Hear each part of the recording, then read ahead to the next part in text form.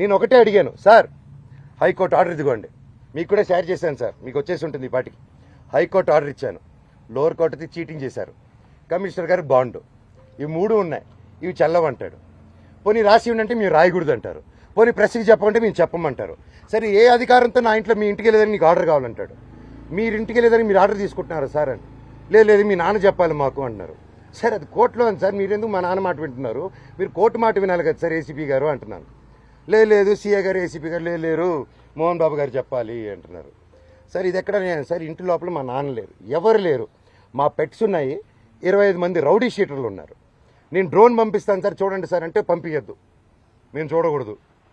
పోనీ నేను ఇక్కడ ఉంటాను సార్, మీరు లోపలికి వెళ్ళిన పెట్స్ నేను కుక్క పిల్లలన్నీ ఇచ్చేయండి సార్, తీసుకెళ్ళిపోతాను. 3 ఉన్నాయి సార్, వాళ్ళు నీళ్లు పెడుతున్నారు, ఏం పెడుతున్నారు, ఎండాకాలం మేము చూసుకుంటాను సార్, పిల్లల్లా పెంచుకుంటాం వాటిని. మేము నా కాదు మీరు వెళ్ళి తండ్రి సరే దండం పెట్టుకున్నాను, కాలు పట్టుకుంటాను సార్ అన్నాను. నేను కళ్ళల్లో నీళ్ళు వచ్చేసింది, ఆ పెట్స్ వచ్చేసి గేటు సందుల్లో మీకు